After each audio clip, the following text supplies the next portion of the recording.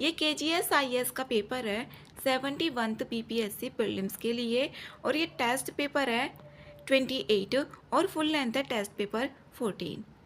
इसमें हिंदी और इंग्लिश दोनों में दिया गया है। हिंदी में क्वेश्चन नंबर 1 है, प्राचीन भारत में नाणे घाट शिलालेख के संबंध में कौन सा कथन सही है। पहला ऑप्शन इसका करेक्ट है। इसमें सातवाहन काल के दौरान पहाड़ियों को पार करने वाले व्यापारियों से टोल संग्रह से संबंधित विवरण दर्ज हैं।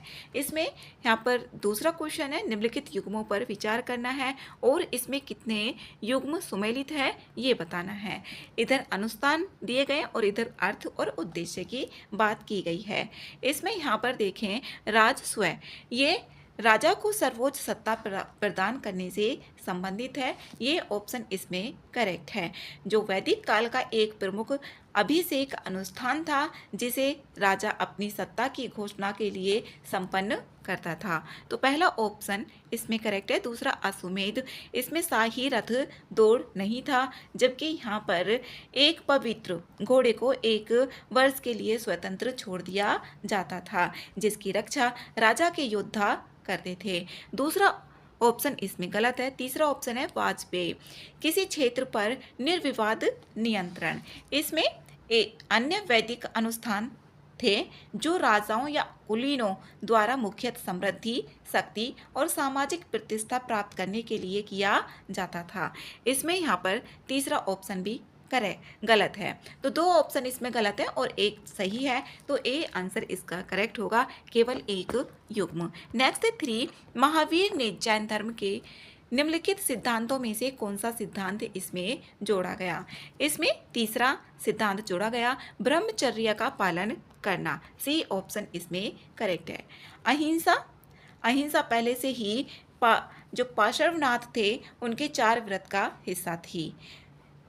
नेक्स्ट है क्वेश्चन नंबर 4, ऋग्वैदिक काल के संदर्भ में व्रत, गण और सार्ध शब्द किससे संबंधित थे। ये थे यहाँ पर सैन्य जनजातीय समूह से। नेक्स्ट है क्वेश्चन नंबर 5, हड़प्पा सभ्यता के संबंध में निम्नलिखित कथनों पर विचार करना है और इसमें सही ऑप्शंस देखने हैं। पहला ऑप्शन है, जल भंडारण के लिए बांधों से घिरे गबरबंद हड़प्पा सभ्यता की एक विशेषता थी। ठीक है, पहला ऑप्शन। दूसरा है, मोहनजोदड़ो और धोलावीरा से मिट्टी से निर्मित टेराकोटा हल के मॉडल प्राप्त हुए हैं। दूसरा ऑप्शन इसमें गलत है। जो टेराकोटा मॉडल है ये मिट्टी की एक लघु प्रतिकृतियां हैं और ये यहाँ पर बनावली और चौलिस्तान जैसे स्थलों से प्राप्त हुए हैं, ना कि मोहनजोदड़ो और धोलावीरा से प्राप्त हुए हैं। तो इसमें सही ऑप्शन पूछा गया है, केवल ए सही होगा इसका। नेक्स्ट है 6, अशोक के शिलालेखों में निम्नलिखित में से किस प्रकार के करों का उल्लेख है। इसमें यहाँ पर बलि और भाग है, ए आंसर इसका सही है। नेक्स्ट है 7, भारत में निम्नलिखित में से कौन मध्य पाषाण कालीन स्थल है। इसमें बताना है मध्य पाषाण कालीन स्थल। बागोर, ठीक है बागोर। दूसरा है लंगननाज। तीसरा चौपानी मांडो, ठीक है। चौथा है आदमगढ़ 4, ये भी ठीक है। इसमें पांचवा ईसमपुर। ईसमपुर इसमें मध्य पाषाण काल का ये नहीं है। इसमें यहाँ पर फिर है अतिरमपक्कम, ये भी इसमें मध्य पाषाण काल का नहीं है। इसमें बस स्टार्टिंग के 4 ऑप्शंस करेक्ट हैं, तो ए आंसर इसका सही होगा। इसमें यहाँ पर राजस्थान में बात करें तो तिलवाड़ा, बागोर और गणेश्वर है। ओडिशा में कुचाई है। पश्चिम बंगाल में वीरभानपुर है। आंध्र प्रदेश में मुचातला, चिंतामनु, गावी और गौरीगुंडम, और कर्नाटक में संगनकल्लू ये भी मध्य पाषाण काल का ही है। नेक्स्ट क्वेश्चन नंबर 8, 10 राजाओं के युद्ध के संबंध में निम्नलिखित कथनों पर विचार करना है और इसमें सही ऑप्शन देखने हैं। यह युद्ध भरतों और 10 राजाओं के महासंघ के बीच सरस्वती नदी के तट पर लड़ा गया था। पहला ऑप्शन इसमें गलत है। ये परूसनी नदी के तट पर लड़ा गया था जो रावी नदी के रूप में पहचाना जाता है। तो पहला ऑप्शन इसमें गलत है। पहला गलत होने के बाद आंसर इसमें निकल रहा है सी ऑप्शन इसका करेक्ट है। 2 और 3, भरतों के नेता सुदास जो थे इस युद्ध में विजयी हुए थे। पराजित कुरुओं ने बाद में भरतों के साथ मिलकर कुरु नामक एक नए शासक कबीले का गठन भी किया था। करेक्ट है। नेक्स्ट है क्वेश्चन नंबर 9, भारत में इंडो यूनानी शासन के संबंध में निम्नलिखित कथनों पर विचार करना है और इसमें यहाँ पर देखने हैं सही कथन। पहला ऑप्शन है, मिनांडर ने अपनी राजधानी साकल आधुनिक सियालकोट में स्थापित की थी। ठीक है, पहला ऑप्शन। दूसरा है, वह भारत में सोने के सिक्के जारी करने वाला पहला शासक था। दूसरा ऑप्शन भी ठीक है। तीसरा है, उसके द्वारा उत्तर पश्चिमी भारत में हेलेनिस्टिक कला के तत्वों की शुरुआत की गई थी। इसमें तीनों ऑप्शंस करेक्ट हैं। तीनों ऑप्शन डी में आ रहे, डी आंसर इसका सही होगा। नेक्स्ट है क्वेश्चन नंबर 10 है, रोमक सिद्धांत के संदर्भ में निम्नलिखित कथनों पर विचार करना है और इसमें सही ऑप्शंस देखने हैं। पहला है, यह वराहमिहिर द्वारा पंच सिद्धांतिका में संकलित 5 खगोलीय ग्रंथों में से एक है। ठीक है, पहला ऑप्शन। दूसरा है, इसका सौर वर्ष भारतीय सिद्धांतिक वर्ष की तुलना में अधिक लंबा होता है। ये ऑप्शन इसका गलत है। दूसरा ऑप्शन इसका गलत है। जो रोमक सिद्धांत होता है इसमें सौर वर्ष ज़्यादा होता है, जबकि यहाँ पर जो वराहमिहिर और परंपरा के अनुसार, तो इसमें दूसरा ऑप्शन गलत है, पहला ऑप्शन ही करेक्ट है, ए आंसर इसका सही होगा। किस मुगल बादशाह ने उलमाओं पर अपनी आध्यात्मिक सत्ता स्थापित करने के लिए महाजर जारी किया था? ये किया था अकबर के द्वारा। बी आंसर इसका सही है। नेक्स्ट 12, कबीर की शिक्षाओं के संबंध में निम्नलिखित कथनों पर विचार करना है और सही ऑप्शन देखने हैं। पहला ऑप्शन है, कबीर ने निर्गुण भक्ति की अवधारणा पर बल दिया और वेदों के औपचारिक अधिकार को अस्वीकार किया था। ठीक है, निर्गुण भाषा, जो निर्गुण भाषा है इन्होंने उसकी भक्ति को ही बढ़ावा दिया था। दूसरा ऑप्शन है, यहाँ पर उन्होंने ईश्वर की प्राप्ति के लिए जटिल अनुष्ठानों का समर्थन किया। इन्होंने यहाँ पर जटिल अनुष्ठानों का समर्थन नहीं किया था ईश्वर की प्राप्ति के लिए, तो पहला ऑप्शन ही इसका सही होगा, दूसरा ऑप्शन इसमें गलत है। 13, इल्तुतमिश के संबंध में निम्नलिखित में से कौन सा कथन इसमें गलत है? गलत कथन इसमें देखना है। यहाँ पर सी ऑप्शन इसका गलत है। उसने सेना में दाग लगाना और हुलिया विवरणात्मक नामावली प्रणालियाँ लागू की। ऐसा कुछ लागू नहीं किया था ये इल्तुतमिश के द्वारा, तो यहाँ पर सी ऑप्शन इसका गलत है। नेक्स्ट है क्वेश्चन नंबर 14 है, विजयनगर साम्राज्य के संदर्भ में निम्नलिखित कथनों पर विचार करना है और सही ऑप्शन इसमें देखना है। पहला ऑप्शन ही इसमें सही है, विजयनगर के शासकों ने हिंदू सुल्तान की उपाधि धारण की, जो अरबी शब्द सुल्तान का संस्कृत रूप है। नेक्स्ट है 15, वर्ष 1615 में सम्राट जेम्स प्रथम का राजदूत कौन था जो जहांगीर के दरबार पहुंचा था? ये था sir Thomas Roe. B option इसका करेक्ट होगा। ये 1615 में पहुंचकर अंग्रेजी ईस्ट इंडिया कंपनी को सूरत, आगरा, अहमदाबाद और बरोच में व्यापारिक कारखाने स्थापित करने की अनुमति दिलाने में सफलता प्राप्त की थी। कब? 1615 में। नेक्स्ट है 16, बंगाल का वह कार्यवाहक गवर्नर कौन था जिसके नेतृत्व में ब्लैक होल घटना 1756 से पहले ईस्ट इंडिया कंपनी की सेना ने आत्मसमर्पण कर दिया था? इसमें जॉन जेड हॉलवेल है। सी ऑप्शन इसका करेक्ट है। नेक्स्ट है 17, भारतीय उच्च न्यायालय अधिनियम 1861 के तहत जब कलकत्ता, बॉम्बे और मद्रास में उच्च न्यायालयों की स्थापना पहली बार की गई थी, उस समय भारत के वायसराय कौन थे? इसमें थे यहाँ पर लॉर्ड कैनिंग 1761 में, यहाँ पर लॉर्ड कैनिंग ही थे, तो बी आंसर इसका सही है। 1858 से 1862 तक भारत के प्रथम वायसराय के रूप में इन्होंने कार्य किया था। नेक्स्ट है 18, ईस्ट इंडिया कंपनी की नीतियों के संबंध में निम्नलिखित कथनों पर विचार करना है और इसमें यहाँ पर गलत ऑप्शन देखने हैं। पहला ऑप्शन है इसमें वॉरेन हेस्टिंग्स की रिंग फेंस नीति ने कंपनी की सीमाओं की रक्षा के लिए एक बफर क्षेत्र तैयार किया था। इसमें ठीक है पहला ऑप्शन तो, लेकिन हमें गलत ऑप्शन देखने हैं। जॉन लॉरेंस की कुशल और कर्मण्यता की नीति नेपाल से संबंधित थी, तो ये ऑप्शन इसमें गलत है। जो ये नीति थी सर जॉन लॉरेंस से जुड़ी हुई थी और भारत के वायसराय के रूप में इन्होंने कार्य किया था और ये अफगानिस्तान से संबंधित थी, ना कि नेपाल से संबंधित थी। इसमें गलत ऑप्शन पूछा गया है, बी ऑप्शन ही इसका गलत होगा, बी आंसर है। Next question number 19। भारत में अंग्रेजी प्रेस के विकास के संबंध में निम्नलिखित कथनों पर विचार करना है और सही ऑप्शन इसमें देखना है। पहला, अंग्रेजी समाचार पत्र बंगाल गजट भारत में प्रकाशित होने वाला पहला समाचार पत्र भी था। ठीक है, पहला ऑप्शन। ये 29 जनवरी 1780 को जेम्स ऑगस्टस हिक्की ने कलकत्ता में प्रकाशित किया था। दूसरा ऑप्शन है James silk Buckingham Calcutta journal के मालिक और संपादक थे। दूसरा ऑप्शन भी इसमें ठीक है। तीसरा ऑप्शन है अंग्रेजी पत्रकारिता में पहला नियमित भारतीय प्रयास रिफॉर्मर था, जिसे राजा राम मोहन राय और भोलानाथ सेन ने 1831 में शुरू किया था। ये ऑप्शन इसमें गलत है। जो अंग्रेजी पत्रकारिता में पहला प्रमुख भारतीय संचालित प्रयास प्रसून कुमार टैगोर और भोलानाथ सेन द्वारा रिफॉर्मर 1831 में था। यहाँ पर एक बॉम्बे हेराल्ड जो 1789 बॉम्बे में ये प्रकाशित होने वाला पहला समाचार पत्र था और 1829 में टैगोर और राजा राम मोहन राय ने बंगाल हेराल्ड में निवेश किया था। तो इसमें दो ऑप्शन करेक्ट है, 1 और 2, ए आंसर इसका सही है। नेक्स्ट 20, इलाहाबाद की संधि 1765 के संबंध में इसमें सही कथन देखने हैं। पहला ऑप्शन है यह संधि रॉबर्ट क्लाइव शाह आलम द्वितीय और शुजा उद्दौला के बीच में हुई थी। ठीक है, 1765 में हुई थी। पहला ऑप्शन इसका सही है। दूसरा है इस संधि के अंतर्गत शुजा उद्दौला ने अवध को ईस्ट इंडिया कंपनी को सौंप दिया था।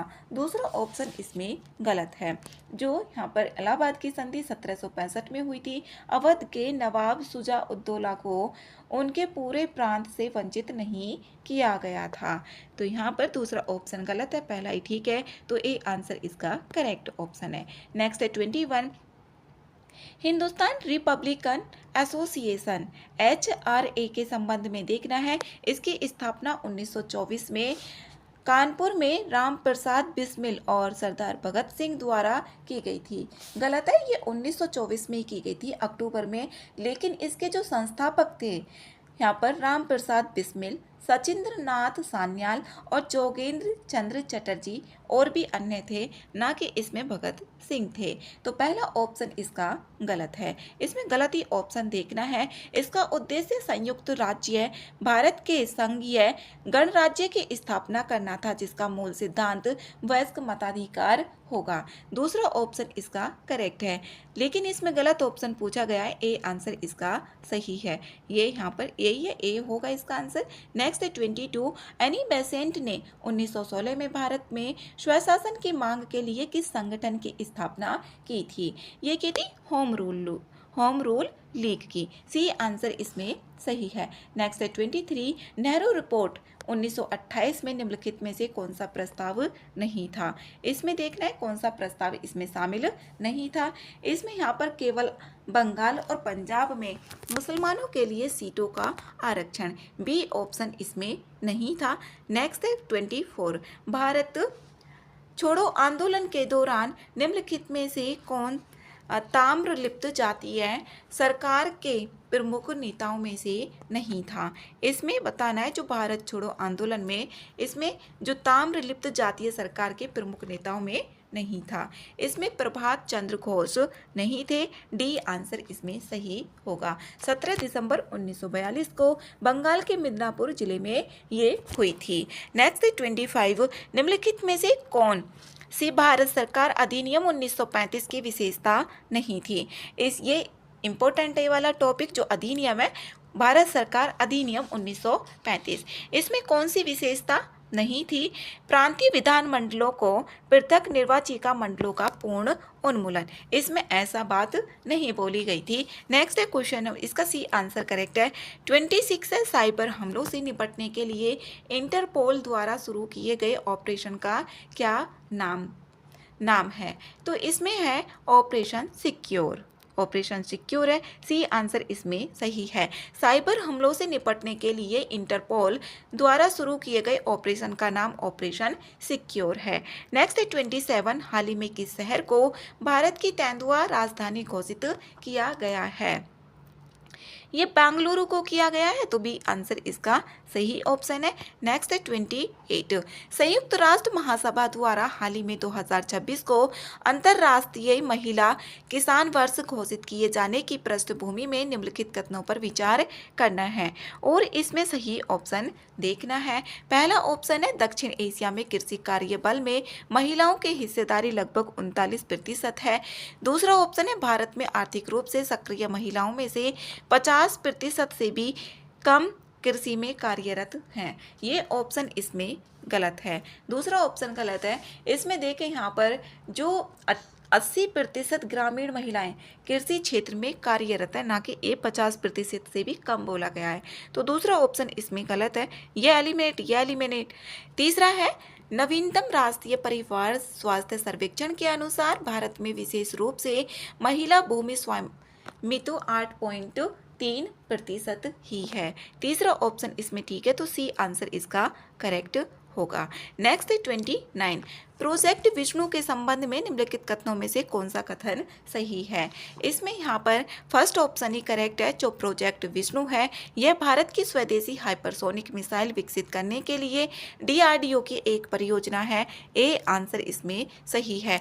जो प्रोजेक्ट विष्णु है ये DRDO की एक परियोजना है भारत की स्वदेशी हाइपरसोनिक मिसाइल विकसित करने के लिए। नेक्स्ट क्वेश्चन नंबर 30, निम्नलिखित में से किस देश ने हाल ही में मध्य अफ्रीकी राज्यों के आर्थिक समुदाय से अलग होने की घोषणा की है? ये की है रवांडा ने, तो बी आंसर इसका सही ऑप्शन है। नेक्स्ट है 31, e sports world cup EWC 2025 के लिए आधिकारिक तौर पर किसे ग्लोबल एम्बेसडर घोषित किया गया है?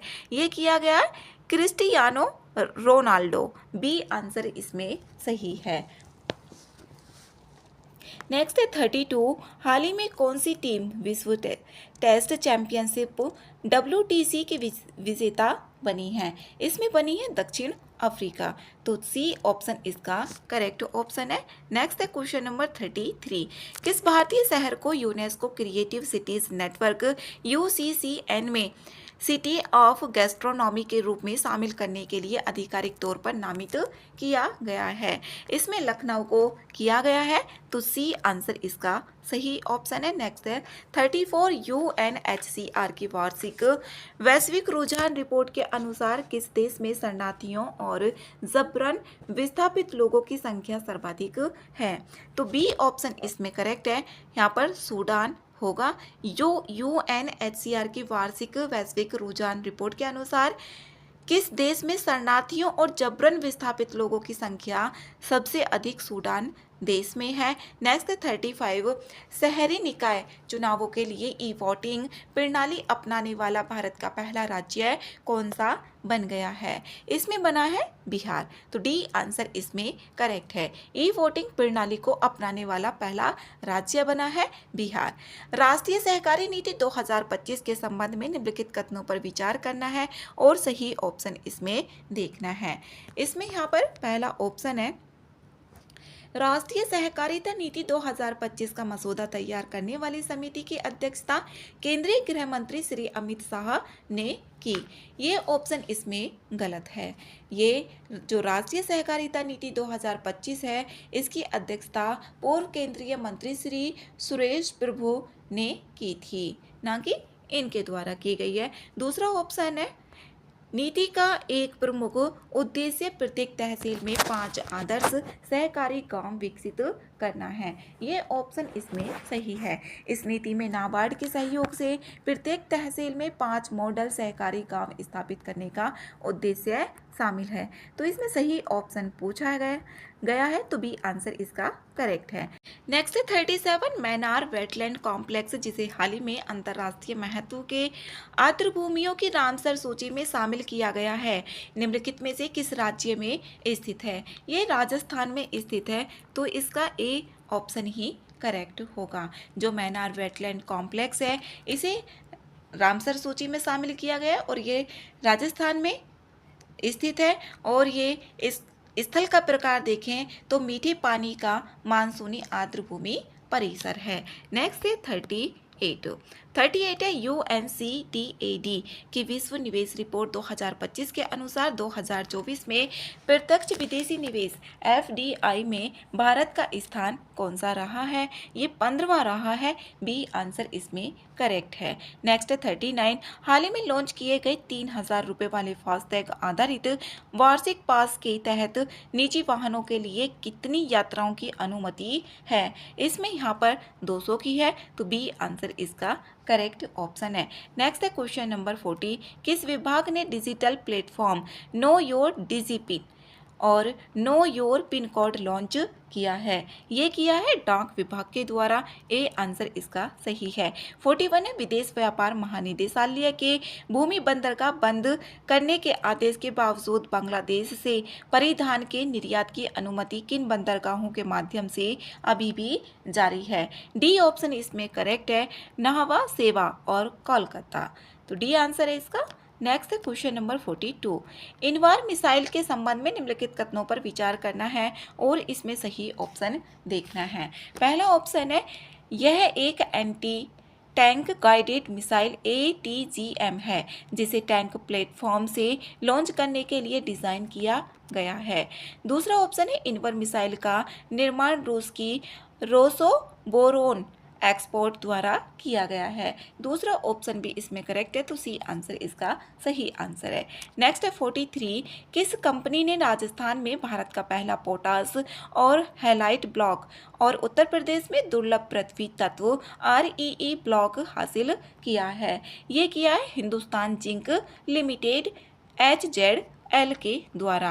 बी ऑप्शन इसका सही है। नेक्स्ट है क्वेश्चन नंबर 44 भारत की पहली त्रिसेवा अखिल महिला नौकायन टीम द्वारा कितनी लंबी अंतर्राष्ट्रीय यात्रा पूरी की गई? इसमें की गई 1800 समुद्री मील, तो सी आंसर इसका सही है। नेक्स्ट है क्वेश्चन नंबर 45 भारतीय भाषा अनुभाग के संबंध में निम्नलिखित कथनों पर विचार करना है और इसमें सही ऑप्शन देखना है। पहला, यह विशेष रूप से 8वीं अनुसूची में उल्लिखित भाषाओं के लिए एक मजबूत और संगठित मंच प्रदान करेगा। ये ऑप्शन इसमें गलत है। केंद्रीय गृह मंत्री ने नई दिल्ली में भारतीय भाषा अनुभाग का उद्घाटन किया और भारत की समृद्ध भाषाएं विविधता को दर्शाते हुए सभी भाषाओं के लिए एक सशक्त और संगठित मंच प्रदान करेगा। तो ये ऑप्शन इसमें गलत है। सभी भाषाओं के लिए बोला गया है, ना कि 8वीं भाषाओं में जो उल्लिखित भाषाओं उनके लिए। दूसरा ऑप्शन है इसका उद्देश्य भारत के प्रशासनिक कामकाज में विदेशी भाषाओं विशेषकर अंग्रेजी के प्रभुत्व को कम करना है। दूसरा ऑप्शन इसका सही है, तो सही ऑप्शन पूछा गया है। बी आंसर इसका करेक्ट है। नेक्स्ट है 46 केंद्रीय स्वास्थ्य मंत्रालय किस राष्ट्रीय मंच को भारतीय दुर्लभ दाता रजिस्ट्री RDRI के साथ एकीकृत करने की योजना बना रहा है? इसमें ई रक्त कोष है। बी आंसर इसका सही है। नेक्स्ट है 47 किस संगठन ने भारत की डेटा अनिवार्यता गुणवत्ता पर बल शीर्षक से रिपोर्ट का तीसरा संस्करण जारी किया? ये किया नीति आयोग के द्वारा, तो बी आंसर इसका सही है। नेक्स्ट है 48 समुद्री क्षेत्र के लिए भारत की पहली समर्थित NBFC का नाम क्या है? इसमें पहली NBFC का नाम बताना है सागरमाला फाइनेंस कॉर्पोरेशन लिमिटेड है।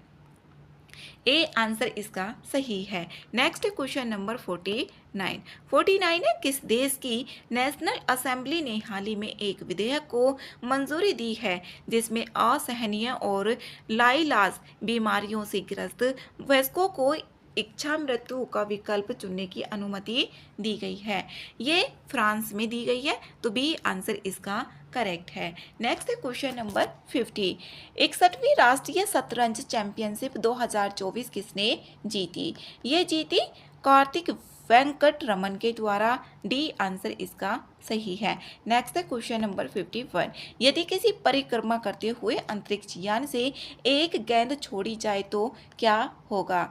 इसमें यह अंतरिक्ष यान के साथ समान गति से आगे आगे बढ़ता रहेगा। बी आंसर इसका सही होगा। नेक्स्ट है 52। वह कौन सा कारण है कि एक अंतरिक्ष यात्री चंद्रमा पर दूसरे अंतरिक्ष यात्री की आवाज़ नहीं सुन सकता? क्योंकि वहाँ पर वायुमंडल नहीं होता है, इसलिए नहीं सुन सकता है। चंद्रमा पर ध्वनि तरंगों के संचरण के लिए वायुमंडल का अभाव है। ए आंसर इसका सही है। 53 है हाइड्रोलिक लिफ्ट किस नियम सिद्धांत पर कार्य करते हैं? ये करते हैं पास्कल के नियम पर। तो डी आंसर इसका सही है, डी ऑप्शन है इसका। नेक्स्ट है क्वेश्चन नंबर 54। गिलास के जल में तैरता हुआ बर्फ का टुकड़ा जब पिघलता है तो जल के स्तर पर क्या प्रभाव पड़ेगा? इसमें जो जल स्तर होगा वो स्थिर रहेगा, क्योंकि जो उसका भार था उसकी जगह पर वो पानी आ जाएगा। तो यहाँ पर सी ऑप्शन करेक्ट है। नेक्स्ट है क्वेश्चन नंबर 55। दिन के उजाले में कटा हुआ हीरा क्यों चमकता है? दिन के उजाले में बताना है, क्योंकि पूर्ण आंतरिक परावर्तन के कारण ऐसा होता है। ए आंसर इसमें सही है। हीरे का जो अपवर्तनांक होता है वो बहुत ज़्यादा होता है, जिसके कारण उसमें प्रवेश करने वाले प्रकाश तेजी से मुड़ता है। नेक्स्ट है क्वेश्चन नंबर 56। भूपर्पटी में ऑक्सीजन के बाद निम्नलिखित में से कौन सा तत्व दूसरा सबसे प्रचुर तत्व है? तो इसमें यहाँ पर ए ऑप्शन सही है। सिलिकॉन है ऑक्सीजन के बाद में भूपर्पटी में पूछा गया है, तो ए आंसर इसमें सही है। ऑक्सीजन की बात करें तो यहाँ पर 46.1% है और उसके बाद सिलिकॉन है दूसरे नंबर पे। नेक्स्ट है 57। निम्नलिखित में से कौन सा कार्बन का एक अक्रिस्टलीय अपर रूप नहीं है? इसमें यहाँ पर लॉन्स डेलाइट नहीं है, तो डी ऑप्शन इसका करेक्ट ऑप्शन है। नेक्स्ट है 58 है। निम्नलिखित में से कौन सा लोहा का एक अयस्क नहीं है? इसमें अजूराइट नहीं है, डी ऑप्शन इसका करेक्ट है। जो अजूराइट है लोहे के जो सामान्य अयस्क होते हैं, हेमेटाइट भी होता है, मैग्नेटाइट भी होता है, लिमोनाइट भी होता है, सिडेराइट भी, पायराइट भी और वुस्टाटाइट भी होता है।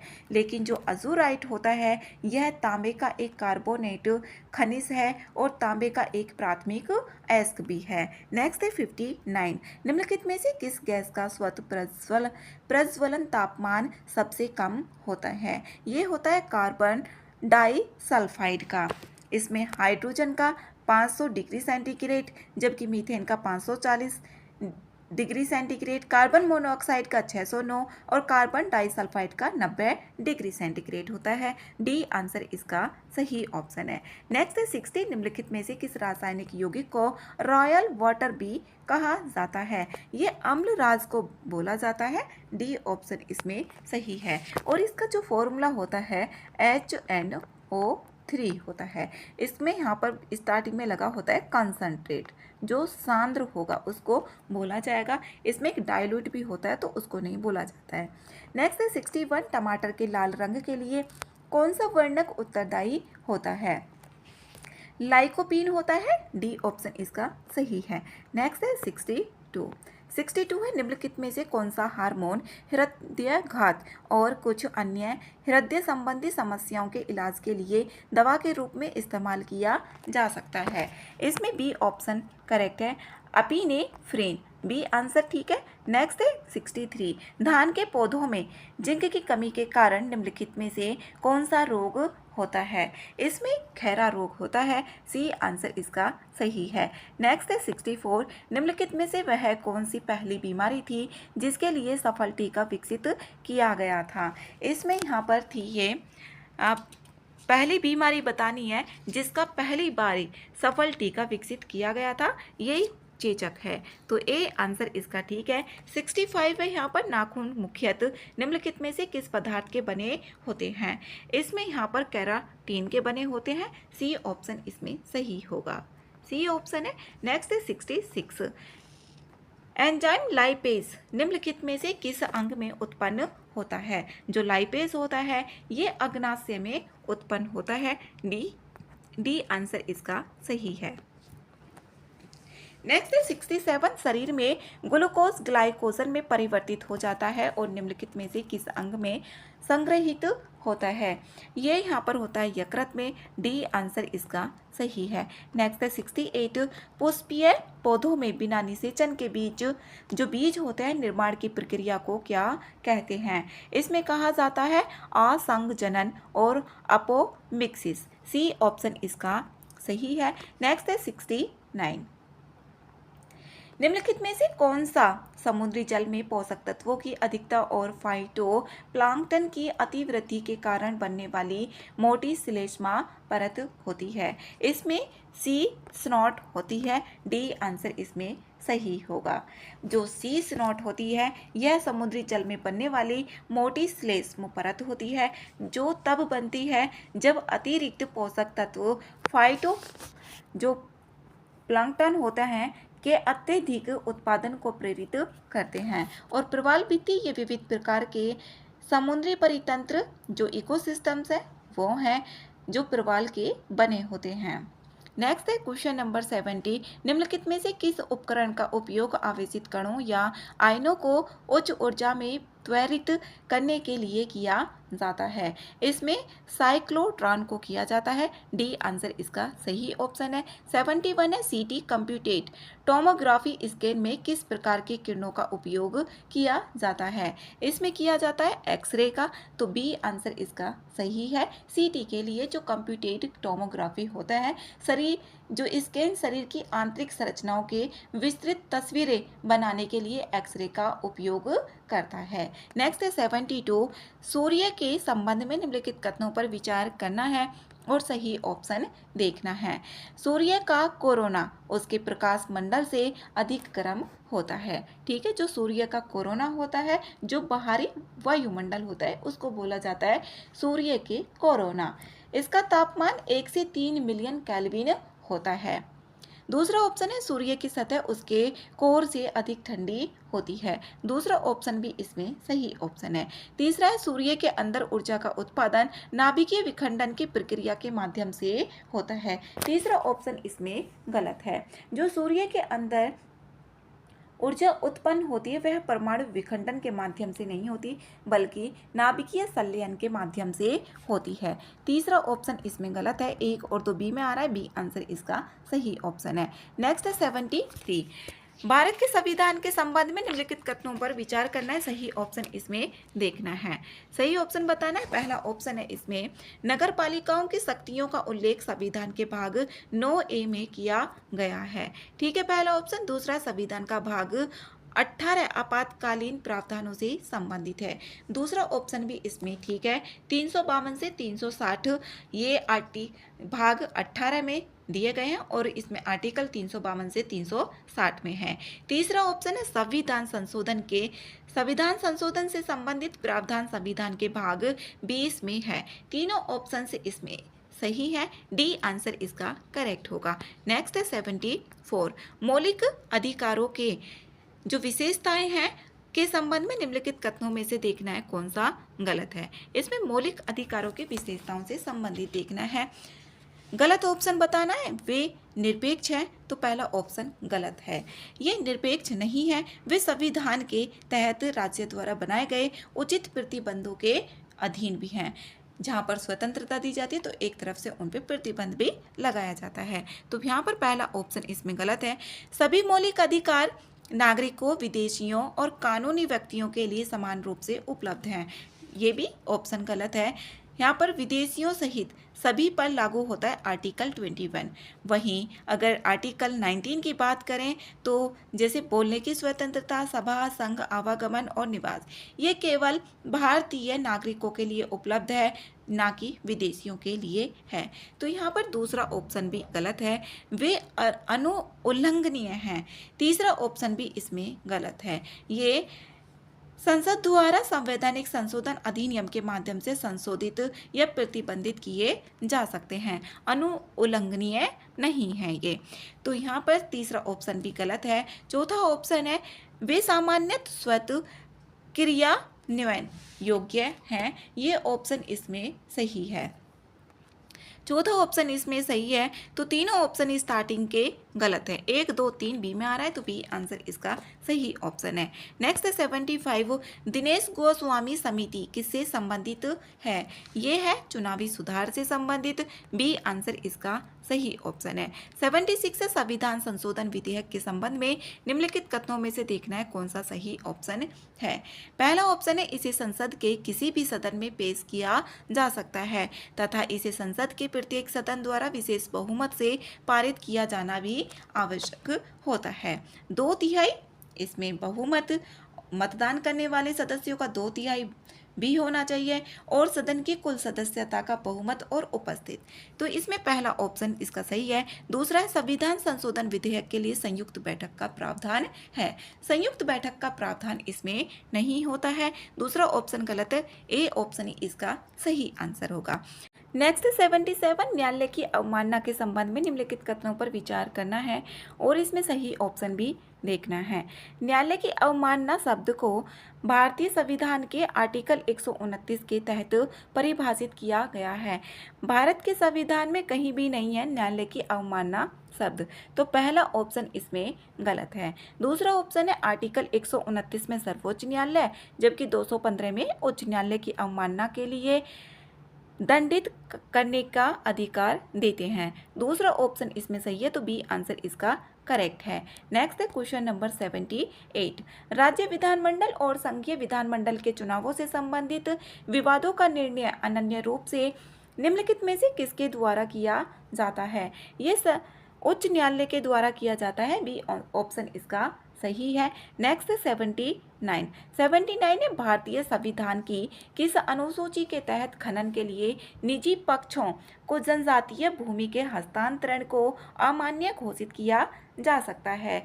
इसमें 5वीं अनुसूची के अंतर्गत है, सी ऑप्शन इसका सही है। नेक्स्ट है क्वेश्चन नंबर 80, उच्च न्यायालय के न्यायाधीशों के संबंध में निम्नलिखित में से कौन सा गलत कथन है? इसमें तो गलत कथन इसमें सी ऑप्शन है। उच्च न्यायालय के अतिरिक्त न्यायाधीश की नियुक्ति अधिकतम 3 वर्ष की अवधि के लिए की जा सकती है, सी ऑप्शन इसका सही है। नेक्स्ट है 81, वित्त आयोग के संबंध में निम्नलिखित कथनों पर विचार करना है और सही ऑप्शन इसमें देखना है। इसमें एक अध्यक्ष और भारत के राष्ट्रपति द्वारा 4 अन्य सदस्य होते हैं।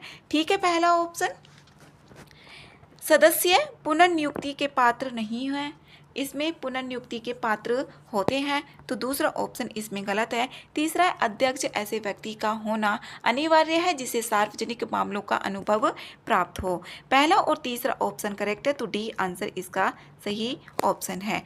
नेक्स्ट है क्वेश्चन नंबर 82 है कथन और इसमें कारण दिए हुए हैं। यूपीएससी के अध्यक्ष और अन्य सदस्यों की नियुक्ति भारत के राष्ट्रपति द्वारा की जाती है। इसमें यहाँ पर ठीक है पहला ऑप्शन, ये कथन ठीक है। कारण है इसमें उन्हें राष्ट्रपति द्वारा केवल संविधान में उल्लिखित तरीके और आधार पर ही पद से हटाया जा सकता है। ये ऑप्शन भी इसमें ठीक है, लेकिन दोनों की व्याख्या नहीं हो रही है, तो बी आंसर इसका सही ऑप्शन है। नेक्स्ट है क्वेश्चन नंबर 83 निम्नलिखित में से किसने 1950 में भारतीय संसद में निवारक निरोध विधेयक पेश किया था? ये किया था सरदार वल्लभ भाई पटेल जी के द्वारा, डी आंसर इसका करेक्ट है। नेक्स्ट है क्वेश्चन नंबर 84, स्थानीय स्वशासन के संबंध में निम्नलिखित कथनों पर विचार करना है और इसमें यहाँ पर गलत ऑप्शन देखने हैं।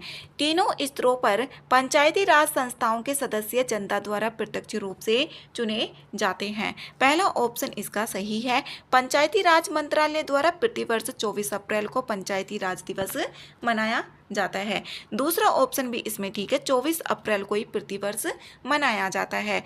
इसमें गलत ऑप्शन बताना है, तो इसमें ना तो 1 होगा ना ही 2 होगा, तो डी आंसर इसका करेक्ट है। नेक्स्ट है क्वेश्चन नंबर 85, भारत में राष्ट्रीय पार्टी के रूप में मान्यता के लिए निम्नलिखित में से कौन सी एक वैध शर्त है? इसमें यहाँ पर पहला ऑप्शन ही सही है।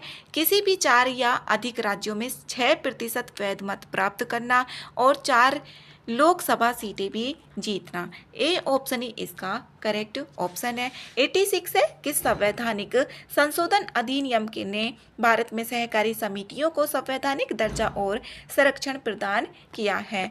इसमें 97वां संविधान संशोधन है। सी ऑप्शन इसका करेक्ट है। नेक्स्ट है 87।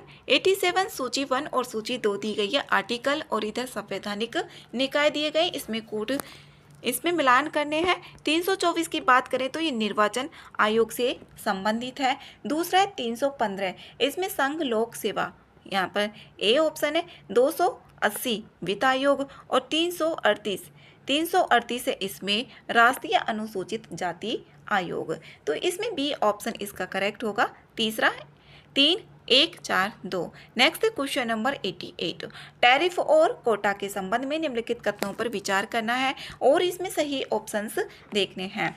पहला ऑप्शन है कोटा घरेलू उद्योगों की सुरक्षा के लिए आयात की मात्रा को सीमित करता है। ठीक है, पहला ऑप्शन। दूसरा है रेसिप्रोकल टैरिफ वे कर हैं जिन्हें किसी अन्य देश द्वारा लगाए गए समान व्यापारिक प्रतिबंधों के प्रत्युत्तर में लगाया जाता है। दूसरा ऑप्शन भी इसमें सही है। दोनों ऑप्शन इसमें करेक्ट है, तो सी आंसर इसका सही होगा।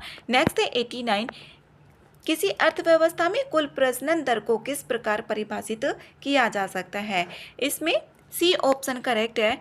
एक महिला की प्रसव आयु के अंत तक जीवित जन्मों की औसत संख्या कितनी है, वही यहाँ पर क्या होगी, कुल प्रजनन दर को परिभाषित किया जाएगा। नेक्स्ट है 90। निम्नलिखित में से कौन घाटे के वित्त पोषण की परिभाषा को सर्वाधिक उचित तरीके से संदर्भित करता है? इसमें बी ऑप्शन सही है। अतिरिक्त धन का सृजन करके सरकारी व्यय को वित्त पोषित करने का एक तरीका होता है। बी ऑप्शन इसमें सही है। Next question number 91। मुद्रास्फीति के संबंध में निम्नलिखित कथनों पर विचार करना है और इसमें सही ऑप्शन भी देखना है। पहला ऑप्शन है अपस्फीति मुद्रास्फीति के स्तर में कमी है। ये ऑप्शन इसमें गलत है। जो अपस्फीति होती है डिफ्लेशन, वस्तुओं और सेवाओं की कीमतों में एक सामान्य गिरावट होती है जो आमतौर पर धन और ऋण आपूर्ति में कमी के कारण होती है, जिससे मुद्रा की क्रय शक्ति में भी वृद्धि होगी। तो पहला ऑप्शन इसमें गलत है। दूसरा ऑप्शन है अविस्फीति वस्तुओं और सेवाओं की कीमतों में सामान्य गिरावट है। जो डिसइन्फ्लेशन होती है उसको अविस्फीति बोला जाता है। ये मुद्रास्फीति की दर में अस्थायी मंदी होती है जहां कीमतें अल्पा अवधि में धीमी गति से बढ़ती हैं। दोनों ऑप्शन इसमें गलत हैं। तो इसमें दोनों ऑप्शन गलत है। यहाँ पर पूछा गया है सही ऑप्शन इसमें कोई सा भी नहीं होगा। डी आंसर इसका सही है, ना तो एक ना ही दो। नेक्स्ट है 92। भारतीय रिजर्व बैंक आरबीआई द्वारा बेसल मानदंड मुख्यतः किस लिए लागू किए गए थे? ये किए गए थे वित्तीय झटकों को झेलने के लिए, बैंकिंग क्षेत्र की क्षमता को बढ़ाने के लिए। ए आंसर इसका सही ऑप्शन है। नेक्स्ट है 93। निम्नलिखित में से कौन सी समिति माइक्रो फाइनेंस संस्थाओं से संबंधित है? इसमें यहाँ पर मालेगाम समिति है। डी ऑप्शन इसका सही ऑप्शन है। इसमें रंगराजन समिति की बात करें तो 2008 की है। ये वित्तीय समावेशन पर केंद्रित से संबंधित। केलकर समिति ये कर सुधारों पर केंद्रित है। प्रत्यक्ष और अप्रत्यक्ष कर संरचनाओं को सरलीकरण बनाने का प्रस्ताव, और केलकर समिति 2002 की है। केलकर समिति। फिर यहाँ पर सरकारी आयोग ये 1983, और पूंजी आयोग की बात करें तो 2007। और इसमें क्या था, जो केंद्र राज्य संबंध थे उन पर केंद्रित बेहतर संघीय शासन के लिए सरकारिया की सिफारिशों को अद्यतन किया गया। ये पूंजी आयोग का है। इसमें मिलान करने के लिए भी आ जाता है। जो पूंजी आयोग है ये 2007 का है। बलवंत राय मेहता समिति ये 1957 की। अशोक मेहता समिति 1977 की। विजय केलकर समिति है 2012 की। ऊषा थोराट समिति 2010 की। रघुराम राजन समिति 2008 की। तो डी आंसर इसमें सही है। नेक्स्ट है क्वेश्चन नंबर 94। दिवाला और शोधन अक्षमता, जो इंसॉल्वेंसी आईबीसी वाली, उसके बारे में बताया यहाँ पर। दिवाला और शोधन अक्षमता संहिता के संबंध में निम्नलिखित कथनों पर विचार करना है। सही ऑप्शन इसमें देखना है। यह टी के विश्वनाथन समिति की रिपोर्ट के आधार पर 2016 में अधिनियमित एक कानून है। ठीक है, इसका उद्देश्य भारत में विद्यमान सभी दिवालियापन कानूनों को समेकित एवं संशोधित करना है। दोनों ऑप्शन से इसमें ठीक है, सी आंसर करेक्ट ऑप्शन है। नेक्स्ट है 95, बुनियादी ढांचे और सतत विकास परियोजनाओं को वित्त पोषित करने के लिए ब्रिक्स देशों द्वारा कौन सा अंतरराष्ट्रीय वित्तीय संस्थान स्थापित किया गया था? ये न्यू डेवलपमेंट बैंक किया गया था, NDB, बी आंसर इसमें करेक्ट है। और 2014 में ब्रिक्स देशों द्वारा, ब्रिक्स देश जब 5 देश इसमें शामिल थे, ब्राजील, रूस, भारत, चीन, दक्षिण अफ्रीका द्वारा इसकी स्थापना की गई थी और इसका मुख्यालय शंघाई चीन में है। नेक्स्ट क्वेश्चन नंबर 96, भारतीय कृषि में अधिशेष श्रम के कारण मुख्यतः किस प्रकार की बेरोजगारी पाई जाती है? ये पाई जाती है प्रच्छन्न बेरोजगारी, जो कृषि में बेरोजगारी होती है।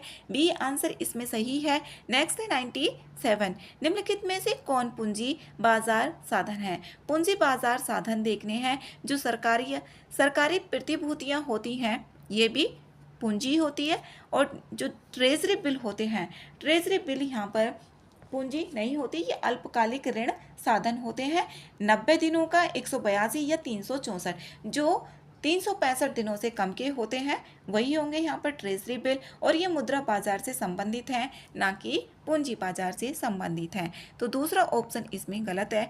सॉवरेन बॉन्ड की बात करें तो ये पूंजी बाजार से संबंधित है। वाणिज्यिक पत्र की बात करें, ये एक अल्पकालिक 7 से 270 दिन के लिए होते हैं। ये गैर जमानती कॉरपोरेट ऋण साधन और मुद्रा बाजार का साधन है, ना कि ये पूंजी बाजार के साधन हैं। तो 1 और 3 इसमें सही ऑप्शन है, ये पूंजी बाजार के ही साधन है। एक तो यहाँ पर सरकारी प्रतिभूतियां और यहाँ पर सॉवरेन बॉन्ड, ए आंसर इसका करेक्ट है। यहाँ से डायरेक्ट ये क्वेश्चंस मिल जाएंगे जो इकोनॉमिक्स के हैं। नेक्स्ट 98, निम्नलिखित में से कौन सा कथन हेड काउंट रेशियो का सर्वाधिक उपयुक्त वर्णन करता है? इसमें यहाँ पर बी ऑप्शन सही है, ये गरीबी रेखा से नीचे रहने वाले आबादी के अनुपात को मापता है। बी ऑप्शन इसका सही है। नेक्स्ट है 99, निम्नलिखित में से कौन से साधन पंजीकृत विदेशी पोर्टफोलियो निवेशकों FPIS द्वारा ऑफशोर डेरिवेटिव इंस्ट्रूमेंट्स ODIS के रूप में इस्तेमाल किए जा सकते हैं, ताकि विदेशी निवेशकों को पंजीकरण किए बिना भारतीय शेयर बाजार में सीधे भाग लेने की अनुमति मिल सके। तो इसमें ये होते हैं पार्टिसिपेटरी नोट, जो P नोट होते हैं उसको ये बोला जाता है। ए आंसर इसमें सही है। नेक्स्ट है 100, निम्नलिखित में से किस पंचवर्षीय योजना ने गरीबी उन्मूलन पर ध्यान केंद्रित किया? गरीबी हटाओ का नारा दिया गया, ये दिया गया था पांचवी पंचवर्षीय योजना, जो 1974 से 1979 के बीच में थी। बी आंसर इसका करेक्ट ऑप्शन होगा। नेक्स्ट क्वेश्चन नंबर 101 है, बिहार के आर्थिक सर्वेक्षण 2024-25 के अनुसार बिहार में कृषि, उद्योग और सेवा क्षेत्रों का GSDP हिस्सेदारी क्या है? इसमें 19.9 तो कृषि के लिए, उद्योग के लिए 21.5 है और सेवा क्षेत्र में ज़्यादा है 58.6। तो ए आंसर ही इसका करेक्ट ऑप्शन है। नेक्स्ट है 102, निम्नलिखित में से कौन सा प्रवाह चर जो फ्लो वेरिएबल है वो नहीं है? फ्लो वेरिएबल इसमें पूंजी स्टॉक नहीं है। फ्लो वेरिएबल प्रवाह चर एक विशिष्ट समय अवधि जैसे 1 वर्ष या 1 महीना में मापे जाने वाला जो चर होता है उसी को ही बोला जाता है। जैसे इसमें आय होगी, निवेश होगी, बचत शामिल होंगी कि कितनी बचत हुई 1 वर्ष में या फिर महीने में, इस तरीके से देखा जाता है, क्योंकि यह समय के साथ उत्पन्न या संचित होते हैं। और जो पूंजी स्टॉक होते हैं ऐसा इसमें नहीं होता है। तो आय, निवेश और राष्ट्रीय बचत होते हैं, जबकि पूंजी स्टॉक में नहीं होता है। नेक्स्ट है 103, इधर जनजाति और राज्य दिए गए हैं, कौन से जनजाति किस राज्य से संबंधित है? अब इसमें सांसी की बात करें तो ये राजस्थान से संबंधित है, ये राजस्थान से है। कोरबा ये झारखंड से संबंधित है। टोडा जो ये तमिलनाडु से संबंधित है, लेकिन हाँ जो टोडा है इसमें ये तमिलनाडु से, और खरवार इसमें उत्तर प्रदेश से। तो डी आंसर इसका सही ऑप्शन है। नेक्स्ट 104, निम्नलिखित गैसों को वायुमंडल में उनकी मात्रा के घटते क्रम में व्यवस्थित करना है। सबसे पहले इसमें बात करते हैं तो नाइट्रोजन होती है। नाइट्रोजन तो इसमें डी नहीं गई है, तो सबसे पहले आएगा फिर ऑक्सीजन। ऑक्सीजन के बाद इसमें आएगी यहाँ पर, इसके बाद आएगी यहाँ पर ऑर्गन। ऑक्सीजन के बाद आर्गन आती है, ना कि कार्बन डाइऑक्साइड आती है। तो फिर 4 होगा, फिर उसके बाद आएगी कार्बन डाइऑक्साइड, पहला होगा, फिर उसके बाद 3 बच गया जो कि यहाँ पर है हाइड्रोजन 3। 2 4 1 3, 2 4 1 3, बी आंसर इसका सही ऑप्शन है। नेक्स्ट है 105, भारत में गरसोप्पा जो जलप्रपात है निम्नलिखित में से किस नदी पर ये निर्मित होता है? ये है शरावती नदी पर, यहाँ पर ये कर्नाटक में है। इसे जोग जलप्रपात के नाम से भी जाना जाता है और कर्नाटक के शिमोगा जिले में ये स्थित है और ये 253 मीटर की ऊंचाई पर है, करीब देखें 829 फीट। नेक्स्ट है यहाँ पर और भी भारत के अन्य जो जलप्रपात हैं, जैसे कि कुंचिकल जलप्रपात है, ये वराह नदी पर है। धुआंधार जलप्रपात ये नर्मदा नदी पर है और यहाँ पर दूध सागर जलप्रपात ये मंडोवी नदी पर है। नेक्स्ट 106, 106 जलीय जीवों और उनके आवास विवरणों से संबंधित निम्नलिखित कथनों पर विचार करना है और इसमें यहाँ पर सही ऑप्शन देखने हैं। न्यूटन का देखें तो यहाँ पर वायु जल अंतरपृष्ठ पर रहने वाले जीव। न्यूटन उन जीवों को संदर्भित करता है जो वायु जल के इंटरफेस पर रहते हैं, जैसे कुछ छोटे जो क्रिस्टेशियंस होते हैं, कीड़े हो गए और सूक्ष्म जीव हो गए जो जल निकायों की सतह पर तैरते या चलते हैं, उनको बोला जाता है। तो इसमें यहाँ पर जो अंतरपृष्ठ जो वायु जल अंतरापृष्ठ पर रहने वाले जीव, इसमें यहाँ पर पहला ऑप्शन नहीं होगा। दूसरा ऑप्शन है नेक्टन। नेक्टन ऐसे जलीय जीव होते हैं जो सक्रिय रूप से तैरते हैं, जो सक्रिय रूप से तैरेंगे, जैसे कि मछलियाँ होती हैं जो पानी की धाराओं से स्वतंत्र रूप से चल सकती हैं। तीसरा ऑप्शन है बेंथोस। बेंथोस ये जानवर जो तैराक होते हैं, ये जल निकायों के जल पर या उनके भीतर भी होते हैं, तो इसमें ये भी गलत है। तो इसमें पहला ही ऑप्शन करेक्ट है, ए आंसर इसका सही ऑप्शन है। नेक्स्ट है 107, निम्नलिखित में से कौन सा कारक शैवाल प्रस्फुटन के निर्माण में योगदान देता है? इसमें देता है इष्टतम तापमान और लवणता। इसमें यहाँ पर ये तीसरा ऑप्शन भी इसका सही होगा, तीसरा ऑप्शन भी ठीक है और पोषक तत्वों का संवर्धन भी। 2 और 3 ऑप्शन इसका सही होगा, सी आंसर इसमें सही है। यहाँ पर लघुत्तम ऑक्सीजन की कमी और ठंडा जल नहीं होते हैं जो शैवाल प्रस्फुटन के निर्माण में योगदान देंगे। इसमें 2 और 3 ऑप्शन करेक्ट है, सही ऑप्शन पूछा गया है। 108 है, निम्नलिखित में से कौन सा मैदानी इलाकों में गंगा से मिलने वाली प्रमुख हिमालयी नदियों के पश्चिम से पूर्व की ओर अनुक्रम दर्शाता है? इसमें इस तरीके से जाना है, पश्चिम से पूर्व की तरफ। तो इसमें यहाँ पर देखें, पहले गोमती होगी, फिर घाघरा होगी, फिर गंडक होगी और फिर कोसी होगी। ए आंसर इसका सही ऑप्शन है।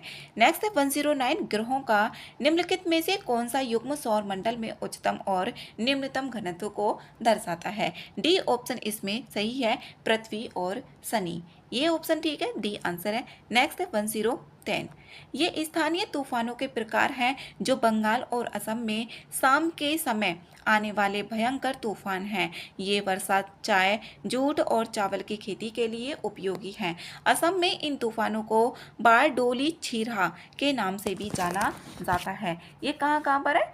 असम और बंगाल में। इसमें यहाँ पर स्थानीय तूफान का उल्लेख किया गया है, ये किया गया है नॉर्वेस्टर्स का। तो ए आंसर इसका सही ऑप्शन है। नेक्स्ट है 111, इसमें निम्नलिखित में से कौन सा जास्कर श्रेणी में स्थित एक उच्च पर्वतीय दर्रा है जो लेह और मनाली को जोड़ता है? इसमें यहाँ पर पहला ही ऑप्शन करेक्ट है, बारालाचाला। ए आंसर सही है। बारालाचाला जास्कर पर्वतमाला को लगभग 4890 मीटर और फीट में बात करें तो 16,040 फीट है। इसकी ऊंचाई पर स्थित एक ऊंचा पर्वतीय दर्रा है। यह लेह मनाली राजमार्ग पर स्थित है। नेक्स्ट है 112। 2011 की जनगणना के अनुसार किस भारतीय राज्य में जनजातीय जनसंख्या सबसे अधिक है? ये है मध्य प्रदेश में। सी ऑप्शन इसमें सही है। इसमें 2011 की जनगणना के अनुसार पूछा गया है। कुल आबादी का ये 21% है। नेक्स्ट है 113। भारत में स्थित निम्नलिखित पर्वत श्रेणियों पर विचार करना है और इसे देखना है उत्तर से दक्षिण दिशा में। उत्तर से दक्षिण दिशा में देखना है। पहला इसमें यहाँ पर बात करें तो इसमें सबसे पहले जो होगा ये होगा 2 शिवालिक श्रेणी होगी, 2 आएगी इसमें। फिर उसके बाद यहाँ पर आएगी 2 के बाद आएगा इसमें तीसरा विंध्य श्रेणी, फिर विंध्य श्रेणी होगी और फिर होगी सतपुड़ा श्रेणी। 2 3 1 ए ऑप्शन ही इसका करेक्ट ऑप्शन होगा। 2 3 1 विंध्य श्रेणी ये मध्य भारत में पहाड़ियों और पठारों की एक श्रृंखला है। ये मध्य प्रदेश में स्थित है और उत्तर प्रदेश, छत्तीसगढ़ और गुजरात तक भी फैली हुई है। सतपुड़ा भी मध्य प्रदेश, महाराष्ट्र और छत्तीसगढ़ में स्थित है और दक्षिण में नर्मदा नदी के पास तक स्थित है। तो सतपुड़ा नीचे होगा और विंध्य ऊपर होगा। नेक्स्ट है 114। यहाँ पर इसमें देखें किस प्रकार के मृदा अपरदन में संपूर्ण सतह क्षेत्र से मृदा की एक समान परत हट जाती है? ये हट जाती है परत अपरदन में। सी आंसर इसमें सही है। यहाँ से भी कई बार क्वेश्चन पूछा गया है, अवनलिका अपरदन से भी, नलिका अपरदन से भी। इसका सी आंसर करेक्ट है। नेक्स्ट है 115। 115 है भूकंप के संबंध में निम्नलिखित कथनों पर विचार करना है और इसमें सही ऑप्शन देखने हैं। प्राकृतिक भूकंप मुख्यतः स्थल मंडल में आते हैं। इसमें पहला ऑप्शन तो ठीक है। भूकंप में एस तरंगे सबसे अधिक नुकसानदायक तरंगे मानी जाती हैं। ये नहीं मानी जाती हैं, जो एल तरंगे होती हैं वो मानी जाती हैं। यहाँ पर दूसरा ऑप्शन इसमें गलत है। तो इसका आंसर केवल एक ही होगा। यहाँ पर ए ऑप्शन है। नेक्स्ट है यहाँ पर 116। निम्नलिखित में से कौन सा क्रेटर झील का एक उदाहरण है? इसमें यहाँ पर है लोनार झील। सी ऑप्शन इसका सही है। लोनार झील क्रेटर झील का एक उदाहरण है और ये उल्कापिंड के प्रभाव से बने क्रेटर में निर्मित एक जल निकाय है।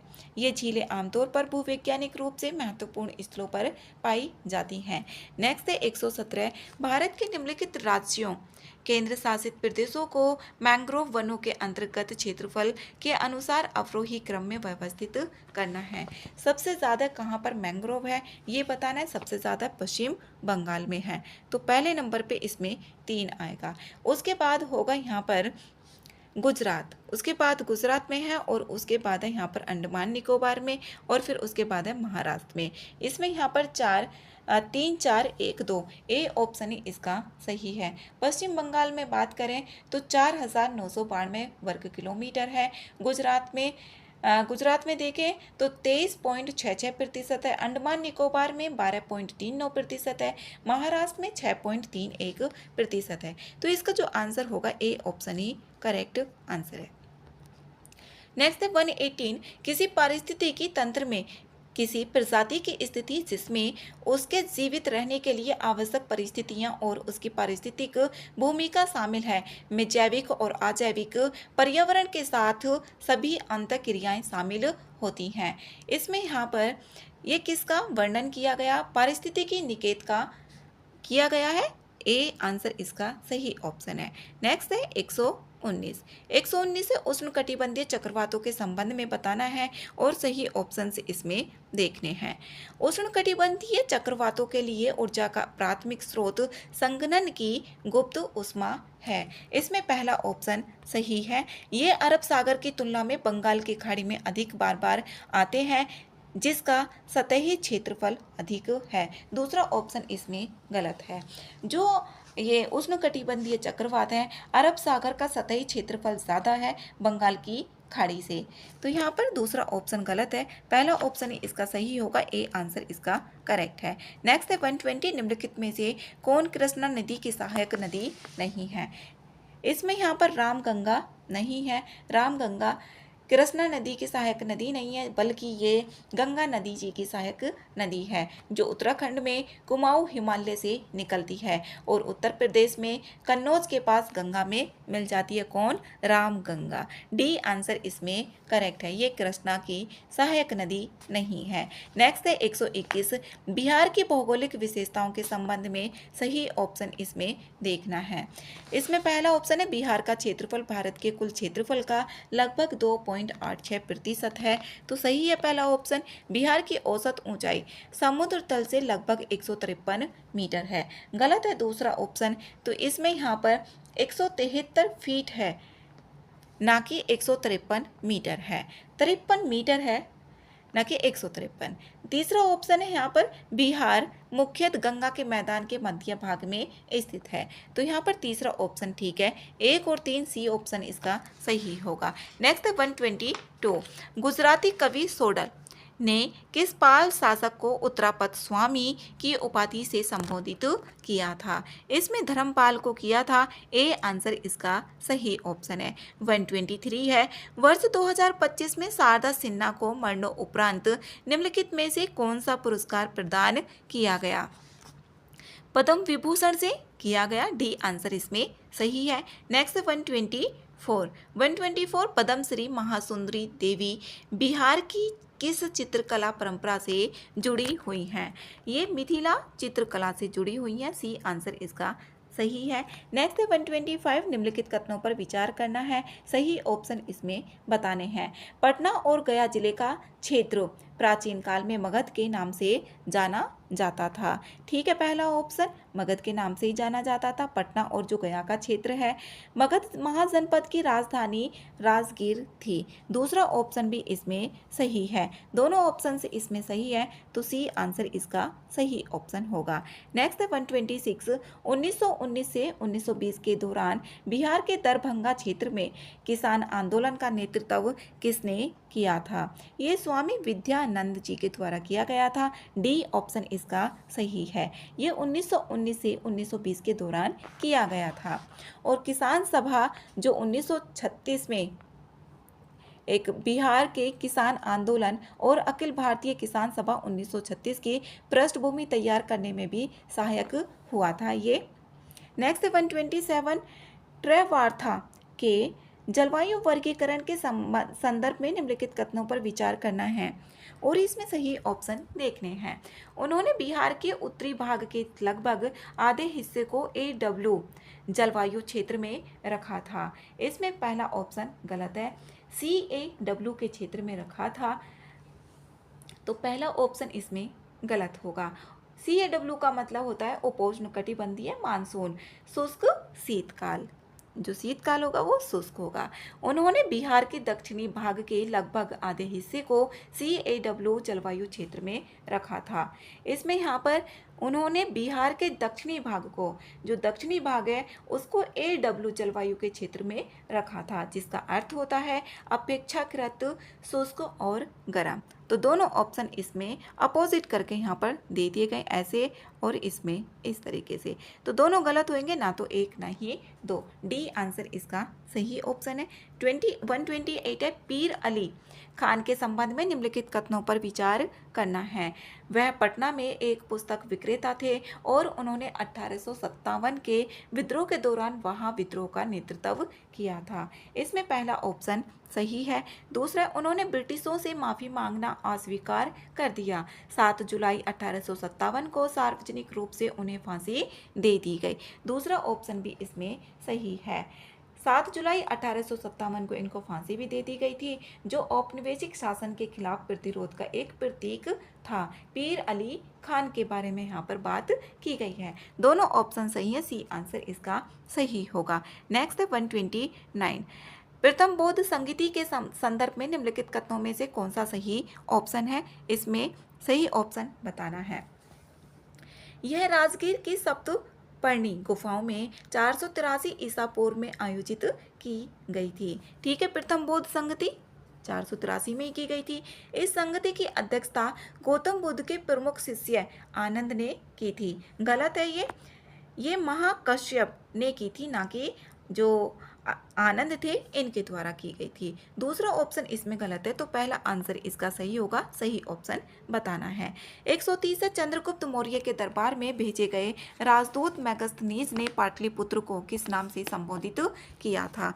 ये किया था पाली ब्रोथा के नाम से। डी आंसर इसका सही होगा। 131 से बिहार बजट 2025-26 के अनुसार बिहार में महिला हाट कहाँ स्थापित किया जाएगा? ये किया जाएगा पटना में। सी आंसर इसमें सही है।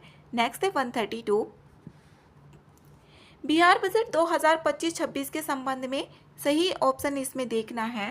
पहला ऑप्शन है बिहार क्षेत्र के लिए 50,000 करोड़ रुपए का प्रावधान किया गया। इसमें 50,000 करोड़ का प्रावधान नहीं किया गया, बल्कि इसमें 60,964.87 करोड़ रुपए आवंटित किए गए, जो बजट का सबसे बड़ा हिस्सा है। तो पहला ऑप्शन इसमें गलत है। दूसरा ऑप्शन है मनरेगा के लिए 4,392 करोड़ रुपए तथा प्रधानमंत्री आवास योजना के लिए 4,320 करोड़ रुपए आवंटित किए गए। दूसरा ऑप्शन इसमें सही है, सही ऑप्शन पूछा गया है। बी आंसर इसका सही है। नेक्स्ट है 133। बिहार बजट 2025-26 के अनुसार बिहार वानिकी महाविद्यालय एवं अनुसंधान संस्थान BFCRI कहाँ स्थापित किया गया? ये किया गया मुंगेर में, तो ए आंसर इसका सही है। नेक्स्ट है 134।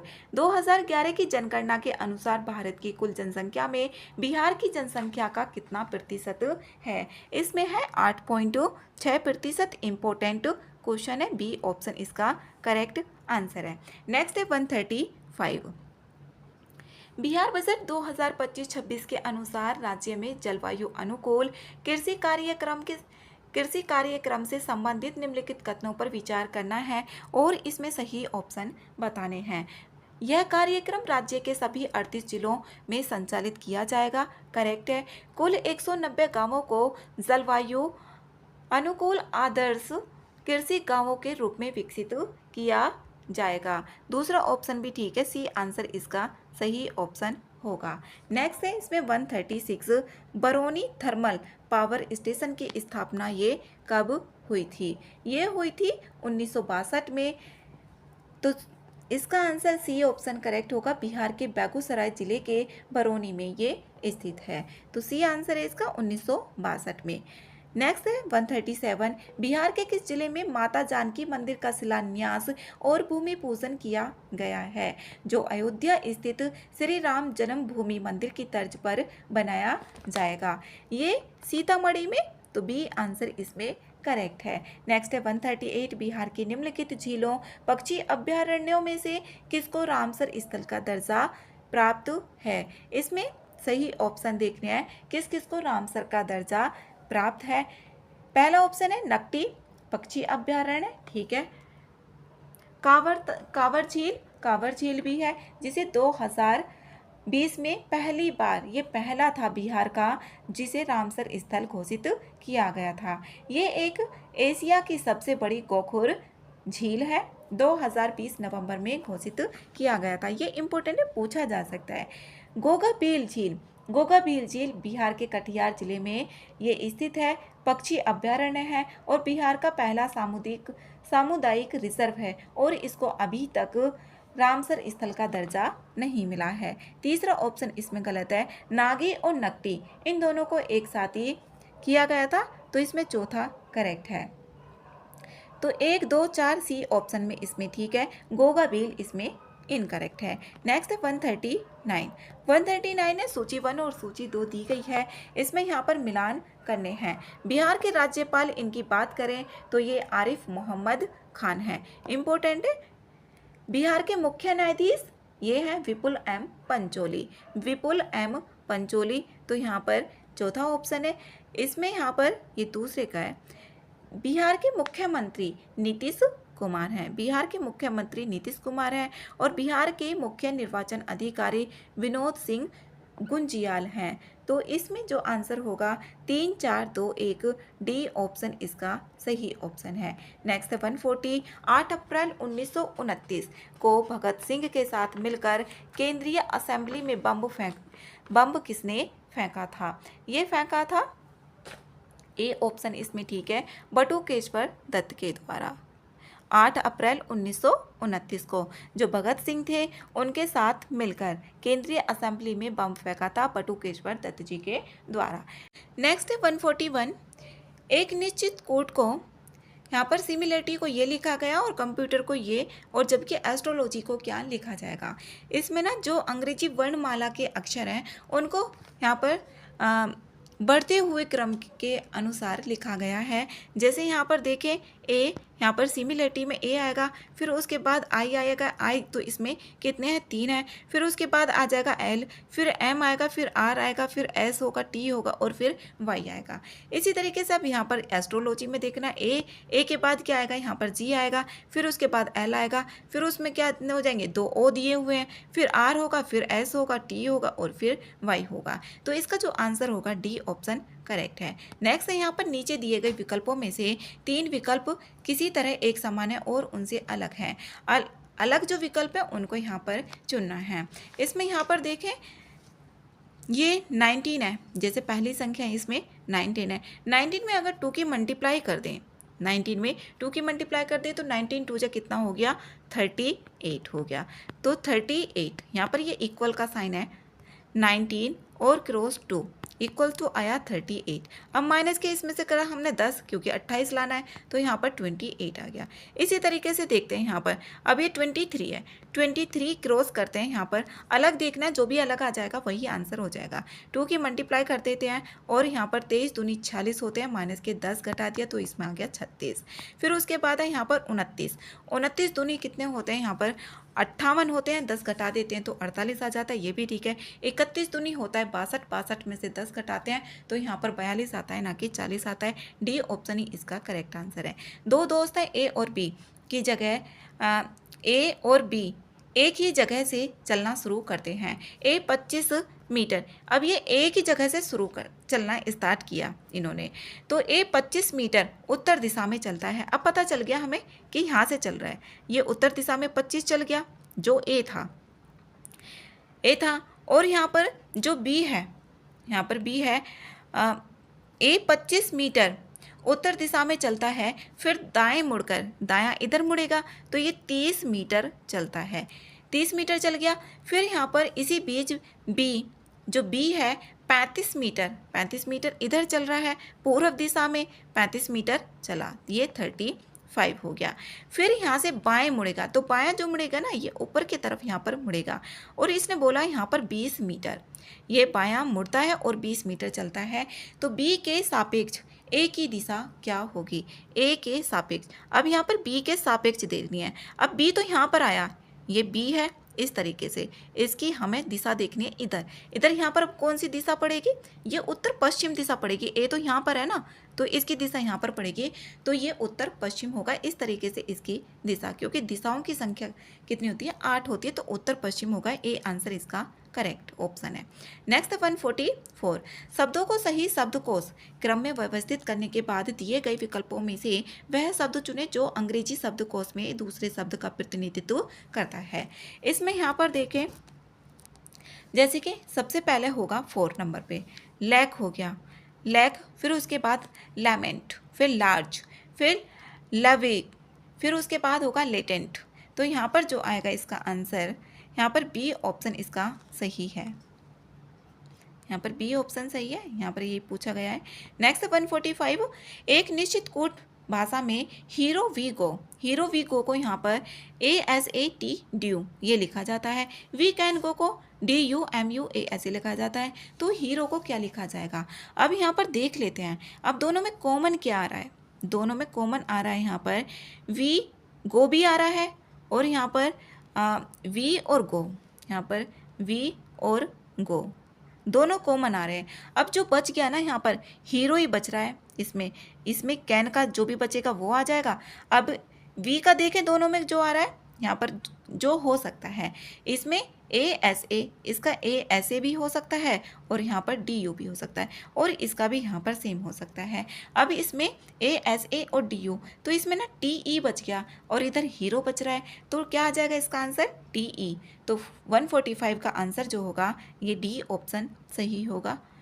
नेक्स्ट है 146, उस विकल्प का चयन करना है जिसमें दिए गए शब्द नीचे दिए गए शब्द युग्मों के समान संबंध साझा नहीं करते हैं। जो इसमें गलत होगा वो बताना है। अब यहाँ पर जैसे कुत्ता है, मलेरिया जैसे मच्छर है, ये मलेरिया से संबंधित है, तो यहाँ पर कुत्ता रेबीज से होगा, ठीक है। फिर यहाँ पर जो चूहा है ये चेचक से थोड़ा ही ना होता है, जो चूहा होगा चूहा इससे नहीं होगा, जबकि यहाँ पर ये बी ऑप्शन ही इसका गलत है। घरेलू मक्खी हैजा, ठीक है। जीवाणु कुष्ठ रोग, ये भी इसमें सही है। मलेरिया मच्छरों से होगा और रेबीज जो होता है कुत्तों से होता है, तो बी ऑप्शन इसका सही है। नेक्स्ट है 147, 2019 की तुलना में 2022 में कर्मचारियों की संख्या में कितने प्रतिशत की वृद्धि हुई। इसमें देखना है 2019 में, इसमें यहाँ पर जो दी है ना, ये कर्मचारियों की संख्या हजार में दी गई है। 5 अलग अलग वर्षों के ये दौरान एक कंपनी में कर्मचारियों की संख्या, और ये जो दी गई है ना ऊपर जो लिखा गया 15, यहाँ पर 20, 22, ये हजार में है। अब 2019 की तुलना में 2022 में कर्मचारियों की संख्या में कितने प्रतिशत की वृद्धि हुई। जब वृद्धि पूछी जाए या कमी पूछी जाए तो यहाँ पर इसमें दोनों का निकालेंगे। जैसे 2019 का इसमें दिया गया है 20,000, इसमें यहाँ पर 20,000 दिया हुआ है, 20K मान लेते हैं। और 2022 का जो दिया गया है, 2022 का देखें इसमें 35,000 दिया गया है, इसमें 35K हो गए। अब इसमें यहाँ पर किसकी तुलना में बोला गया है, 2019 की तुलना में बोला गया है। जिसकी तुलना में बोले वृद्धि या कमी उसको नीचे लिखा जाएगा, तो 20,000 नीचे लिख लिया और ऊपर यहाँ पर घटा देंगे 35 और माइनस के 20, और यहाँ पर कितना होगा 100 हो जाएगा, क्योंकि इसमें पूछी गई है वृद्धि। अब इसमें आएगा यहाँ पर 15 डिवाइड, इसमें यहाँ पर 5 बार कट हो गया, क्योंकि 20 पंजे होते हैं 100, और यहाँ पर आ जाएगा ऊपर 15 पंजे 75, तो 75% इसका आंसर करेक्ट होगा। बी ऑप्शन इसका सही है। नेक्स्ट है 148।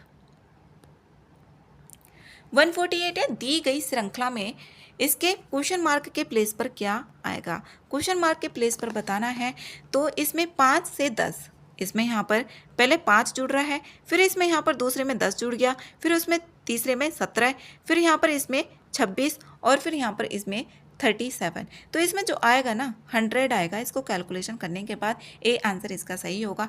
नेक्स्ट है 149। 2 उम्मीदवारों के बीच हुए एक चुनाव में एक उम्मीदवार को कुल जो वैध मत हैं उसका 70% प्राप्त हुआ था।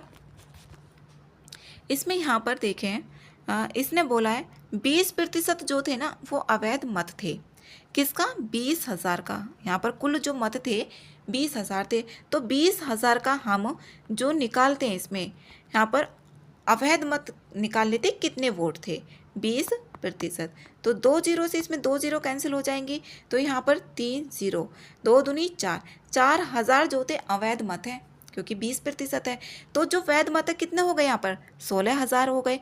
तो 16,000, तो इसमें यहाँ पर वैध मतों का कितना था, तो 70% निकाल देंगे 16 पर। इसमें यहाँ पर 16,000, क्योंकि यहाँ पर 4,000 तो ये गलत हो गए ना, अवैध मत आ गए, तो 20 में से 4 गए तो 16,000 वैध मत हो गए। अब इसका बोला है 70%, 70 डिवाइड में कितना हो गया 100। 2 जीरो से 2 जीरो कैंसिल हो जाएगा, अब 2 जीरो तो आएंगे ही आएंगे, और यहाँ पर 16 सत्ते होता है 112, तो यहाँ पर 11,200 जो दूसरे उम्मीदवार को मिलेंगे। अब यहाँ पर 11,200 आ गया 70%। अब निकालना है दूसरे उम्मीदवार को कितने वोट मिलेंगे।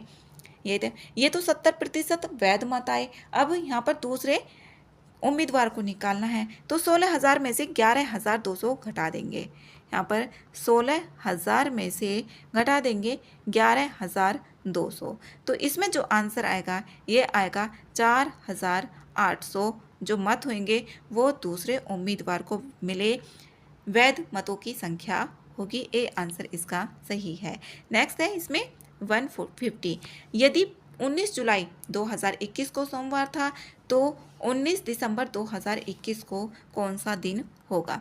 इसको कई तरीके से निकाला जा सकता है। अब 19 जुलाई से 19 दिसंबर तक के हम और डेज निकालेंगे। तो इसमें जो ऑड डेज आएंगे यहाँ पर, जैसे कि 19 जुलाई में अब 19 के बाद कितने दिन बचे उनको लिख लेंगे, सबको ऐड करके उसमें 7 का डिवाइड कर देंगे। तो इसमें जो आएगा यहाँ पर 153 आएगा। 153 से अब 7 से इसमें डिवाइड करेंगे तो कितना आएगा यहाँ पर, इसमें 7 2 ज़ा 14, 7 2 ज़ा 14 और 7 1 ज़ा 7, तो इसमें यहाँ पर 6 और डेज आ गए। तो 19 जुलाई को क्या था, सोमवार था। अब सोमवार में 6 और डेज आए, तो यहाँ पर जो आएगा ना रविवार आएगा। तो ए आंसर इसका सही होगा, ए ऑप्शन।